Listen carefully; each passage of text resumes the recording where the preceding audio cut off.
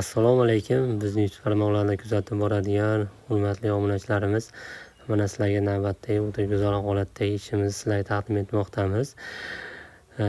Videoni oxirigacha ko'rib o'zinglar ish sifatiga qanday chiqqaniga bir baho berib qo'yasizlar. Xudo xolasa o'ta go'zal holatda chiqqan.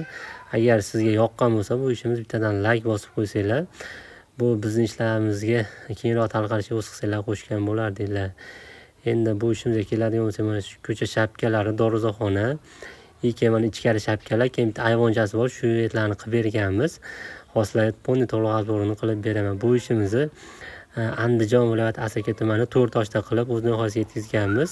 Mana ko'rib turganingizdek, mokriga oq svetni aralashtirib, oqqa mokri qilib, padmas qilib, hozirgi nima desa bo'ladi, trenddagi rang deydimi, shunaqa rangda qilib berganmiz. Mana shu ko'cha shapkamiz polni, doruzaxonamiz ham bo'lgan.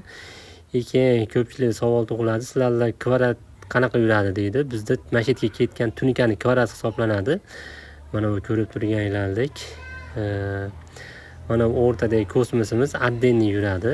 Отдельный hisoblanadi. Bu $160 hozir qo'yib ketmoqdamiz, katta kichigiga qarab. Keyin mana doruzaxonamizga keladigan bo'lsak, bu doruzaxonamiz pianino fasonda bo'lgan. Sizlarga shuni eslatib o'tmoqchiman, shunaqa pianino fasonda bo'lsa, tunika foningiz kvadrat ko'payadi. Nima desangiz, list ustiga, oq list ustiga chikarat listi biz qatiramiz. List ustiga list qatirganimiz uchun kvadrat ko'payadi. Hozir mana bunaqa shapkalarimizdagi fason bo'lsa, kvadrat ozroq chiqadi. Bunda list ustida list qo'yilmagan, oddiy fason bo'lgan. Shuning uchun kvadrat ozroq chiqadi pianino fasoniga qaraganda. Shuni ham inobatga olib qo'yasizlar.